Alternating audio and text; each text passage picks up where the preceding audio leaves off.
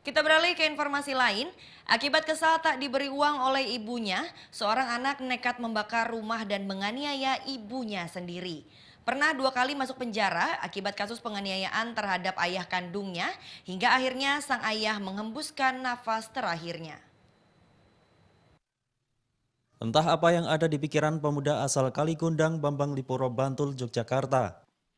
Betapa tidak ia tega membakar satu-satunya rumah milik orang tuanya hingga nyaris tak bersisa pada Sabtu malam lalu. Tak cuma itu, ia juga tega memukuli ibu kandungnya hingga terluka di bagian kepala hingga harus dilarikan ke rumah sakit. Motif pelaku sungguh tak masuk akal.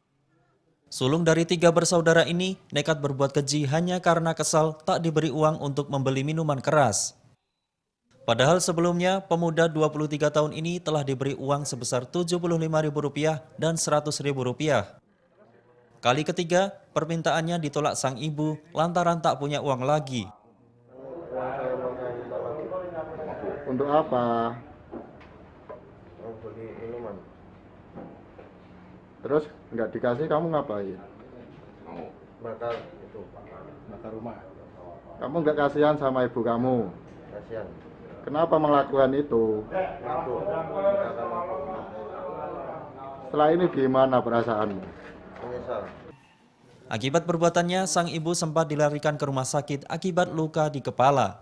Kita tambah ibunya itu ke rumah mencari ibunya dan ketemu, kemudian ibunya yang bernama Triswanti dipukul pakai batu bata merah mengenai kepala.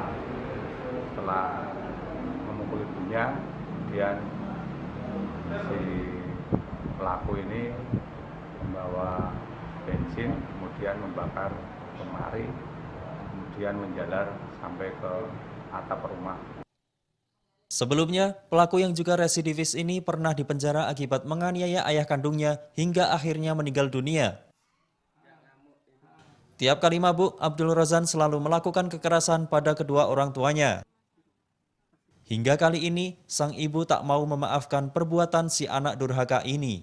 Udah nggak punya uang, Untuk apa uang itu, Bu? nggak beli minuman itu lagi. Baru udah beli itu. Masuk ke mabuk ya, Bu? Nggak mampu ya apa?